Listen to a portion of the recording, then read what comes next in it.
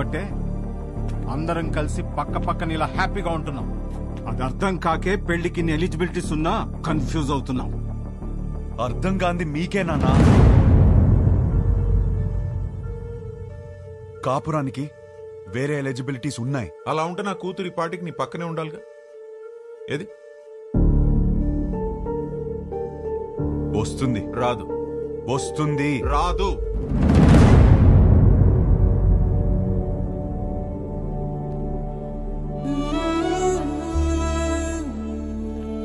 వీడినే నువ్వు కలవబోతుంది.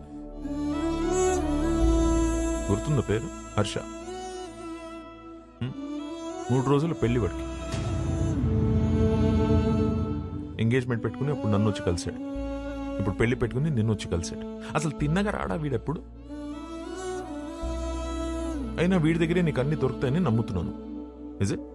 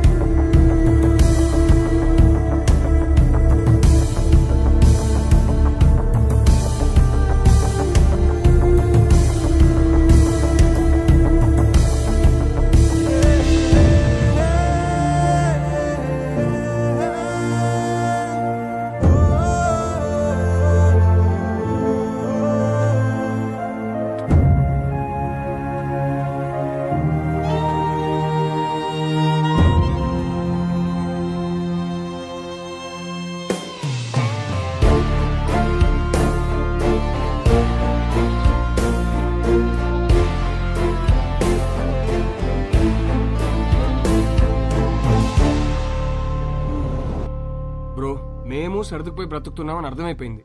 ఇంకేదో దారి ఉందన్నావుగా, అది చెప్పి చావచ్చుగా. అది చెప్తే అర్థం కాదు, ప్రూవ్ చేయాలి. అది ప్రూవ్ చేయాలంటే నా పక్కన విభా ఉండాలి.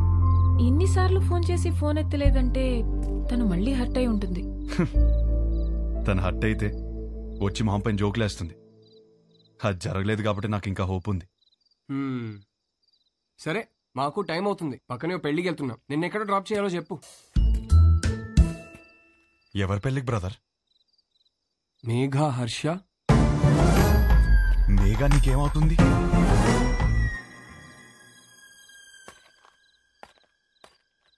నా కజిన్ బ్రదర్. నువ్వు? నేను హర్ష బ్రదర్.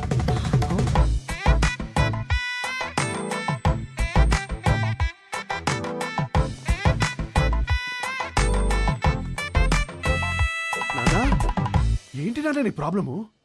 మేఘాన్ని చేసుకుంటే లైఫ్ ఎంత బాగుంటుందో తెలుసా? చెప్పు, నీ మనసులో ఏదో ఉంది, చెప్పురా నాకు ఒకసారి చెప్పు. ఈ పెళ్లి చేసుకుంటే నీతో కాపురం చేసినట్టు ఉంటుందరా? నాతో కాపురం చేసినట్టు ఉంటుందా? ఎంత బాగా చూస్తున్నారా నిన్ను. చోకొట్టి పడుకోబెట్టాను, ఊకొట్టి లేపాను, ఎప్పుడేటప్పుడు మ్యాగీ నూడిల్స్ పెట్టాను. ఇంకా ఆపరా. For the first time I think I need a shoulder రా. For the first not the shoulder I want, but when nothing is available, go for the reachable.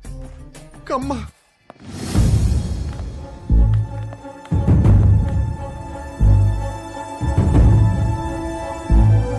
నీకు విభా తెలుసా?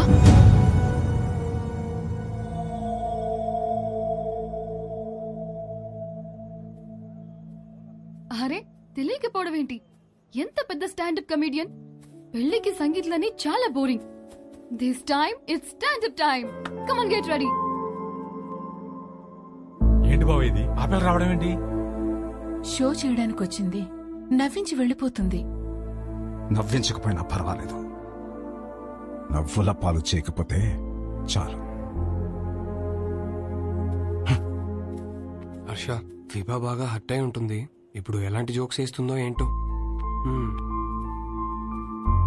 ఆ జోకులు నీ మీద మాత్రం వేయకూడదని కోరుకుంటున్నా.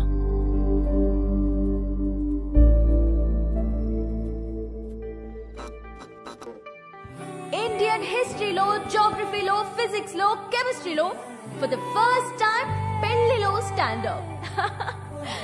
This is Vibha. Congratulations to the bride and groom. Thank you.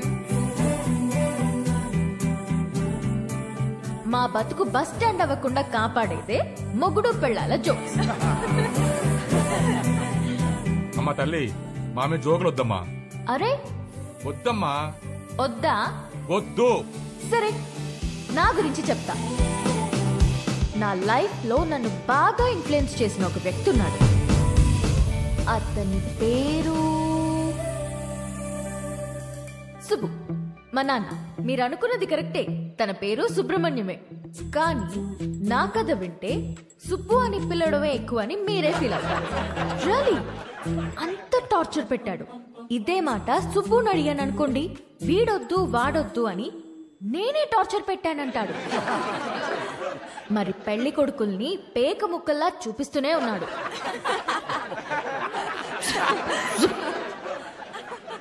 నేనేమో కింగ్ని ఎక్స్పెక్ట్ చేస్తుంటే 13 కార్డులో జోకర్లే. 13 జోకర్లనే చూపిస్తుంటే నేనేం చేస్తాను? అప్పుడొచ్చాడు నా రాజకుమారుడు.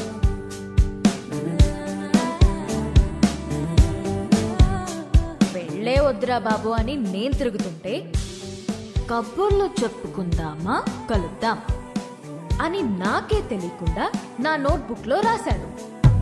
సుబ్బు పంపిన జోకర్ అయ్యుంటాడులే అనుకుని లోలా బైక్ ఎక్కా. వాడు చెప్పాడు కబుర్లు. రోజంతా టైమే తెలియలేదు. దిగాక తెలిసింది వాడు లోలా వాడు కాదు, ఆ బుక్ లో రాసిన అవులాగాడు. సుబ్బు పంపిన వాడికి అంత బుర్ర ఉండదే అనుకుని దమ్ముంటే కలువన్నాను.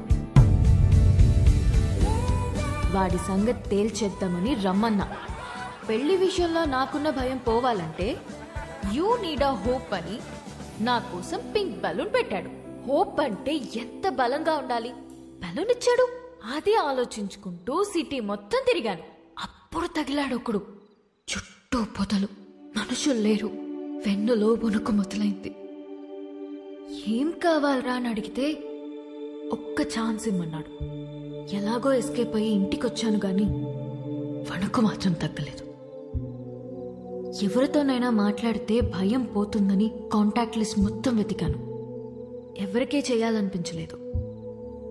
సుబ్బుకి చేద్దామంటే అక్కడికి ఎందుకు వెళ్ళావు, అక్కడేం పని నీకు అని మొదలెడతాడు. నా సిచ్యువేషన్ని అర్థం చేసుకోడు.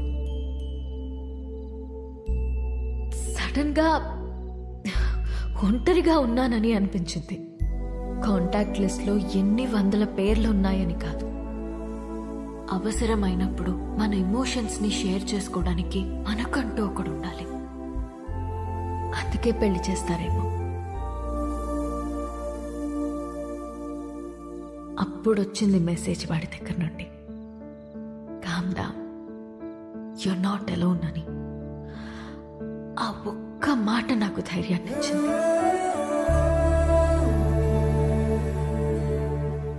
నిద్రపోయే వరకు జోజో పాడమన్నాను. పాడుతూనే ఉన్నాడు.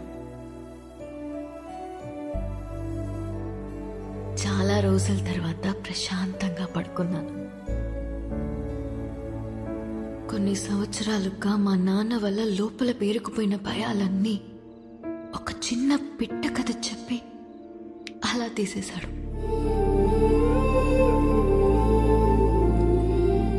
కనిపించకుండానే ఒక కాపురం చూపించాడు. కలుద్దామనుకున్నా. మా నాన్నకి హీ ఈజ్ ద వన్ అని చూపించాలని వెయిట్ చేశాను. అంతలోనే మా నాన్న షాక్ ఇచ్చాడు, వాడికి పెళ్ళి అని.